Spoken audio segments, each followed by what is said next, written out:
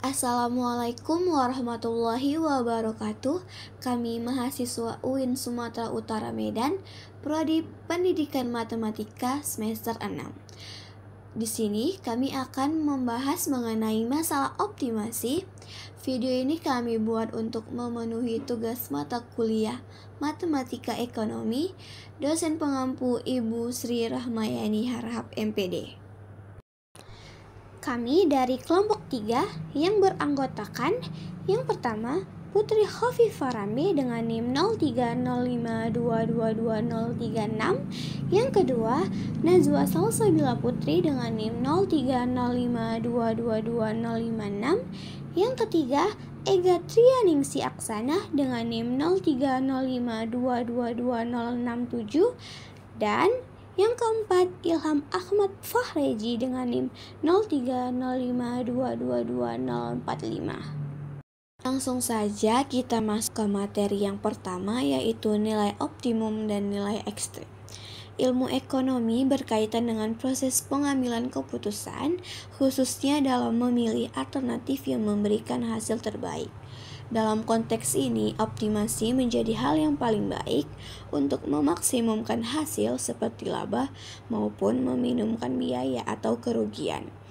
Optimasi ekonomi biasanya berkaitan dua bentuk utama, yaitu memaksimumkan sesuatu atau meminimumkan sesuatu.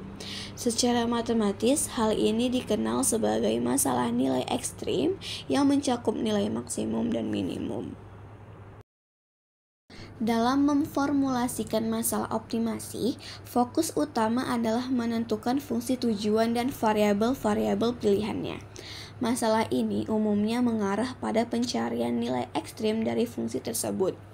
Contoh, perusahaan yang ingin memaksimumkan laba akan mencari selisih maksimum antara penerima total dan biaya total yang dapat dinyatakan dengan fungsi VQ sama dengan RQ kurang CQ. Secara umum, masalah optimasi dapat dirumuskan dalam bentuk fungsi Y sama dengan Fx. Di sini saya akan melanjutkan materi, yaitu yang 9.2, maksimum dan minimum relatif uji derivatif pertama.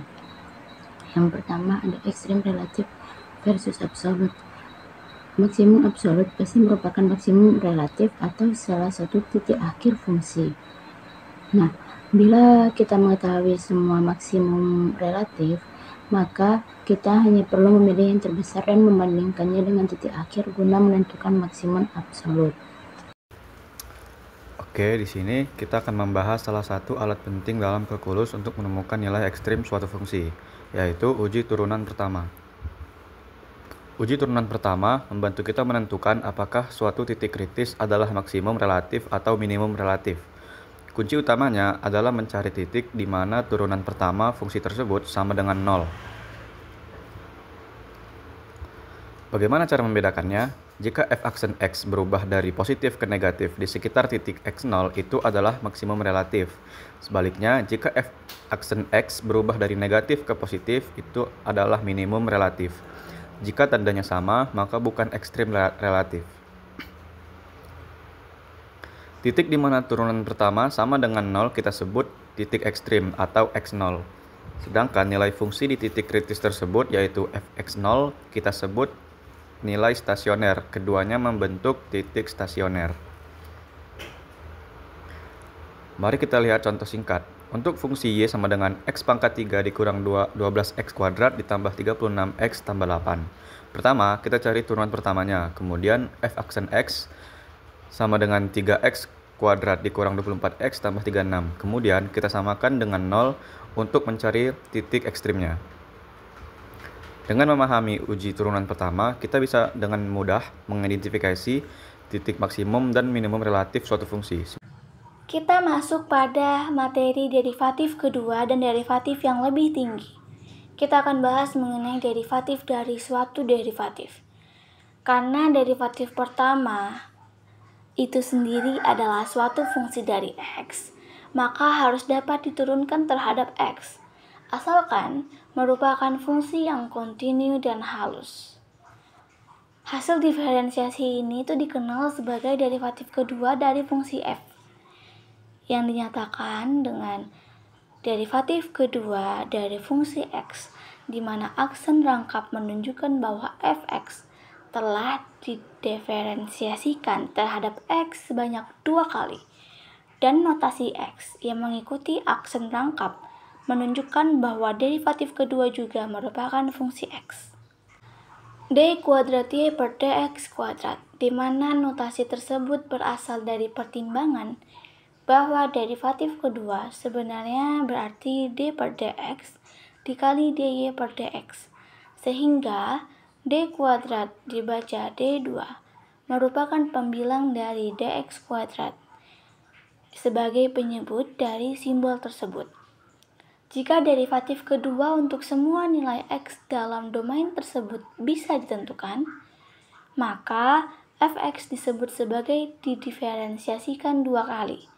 Selanjutnya, jika f didiferensiasikan terhadap x kontinu, fungsi fx disebut sebagai dapat didiferensiasikan 2 kali secara kontinu, seperti halnya notasi f elemen c pangkat 1 atau f elemen c aksen sering digunakan untuk menunjukkan bahwa fungsi dapat didiferensiasikan secara kontinu. Notasi serupa seperti f elemen c pangkat 2 atau f elemen c double aksen dapat digunakan untuk menunjukkan bahwa fungsi f dapat didiferensiasikan 2 kali secara kontinu. Sebagai fungsi dari x, derivatif kedua kembali dapat didiferensiasikan terhadap x untuk mendapatkan derivatif ketiga, yang selanjutnya dapat menjadi sumber untuk derivatif keempat, dan seterusnya sampai tak hingga, asalkan syarat-syarat diferensiabilitas terpenuhi. Derivatif orde yang lebih tinggi ini dilambangkan dengan cara yang sama seperti derivatif kedua, di mana derivatif orde yang lebih tinggi ini dilambangkan dengan cara yang sama. Kita bisa lihat derivatif ketiga terhadap x, f dikali 4 dikali x, seterusnya sampai f dikali nx dengan superskrip dalam buka kurung ya, atau bisa disebut dengan d pangkat 3y per dx pangkat 3, d pangkat 4y per dx pangkat 4, dan seterusnya sampai dengan d pangkat n dikali y per d kali x pangkat n.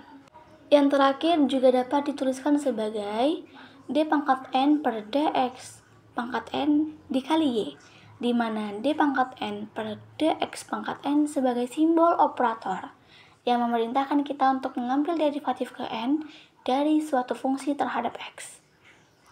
Hampir semua fungsi spesifik yang akan kita kerjakan memiliki derivatif kontinu sampai pada orde yang kita kehendaki. Misalnya, fungsi-fungsi tersebut dapat didiferensiasikan beberapa kali secara kontinu. Bila mana fungsi umum digunakan seperti fx, kita selalu mengasumsikan bahwa fungsi ini mempunyai derivatif sampai orde yang kita kehendaki. Yang kedua, interpretasi derivatif kedua. Fungsi derivatif f aksen x mengukur tingkat perubahan fungsi f. Begitu juga fungsi derivatif kedua adalah ukuran tingkat perubahan derivatif pertama.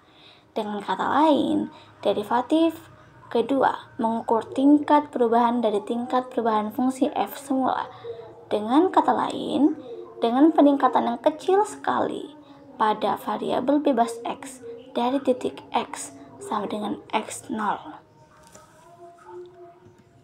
Jadi, derivatif pertama yang positif bersama dengan derivatif kedua yang positif pada x sama dengan x0 menyiratkan bahwa kemiringan kurva pada titik tersebut positif dan menaik. Nilai fungsinya menarik dengan tingkat yang semakin bertambah.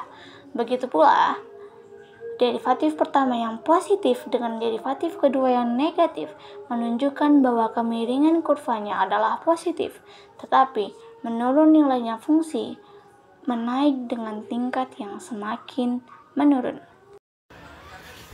Oke, selanjutnya yaitu uji turunan kedua untuk ekstrim relatif.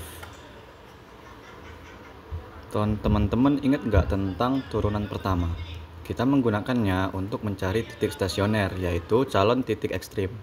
Nah, turunan kedua akan membantu kita menentukan apakah titik stasioner tersebut merupakan titik maksimum relatif, minimum relatif, atau bukan keduanya.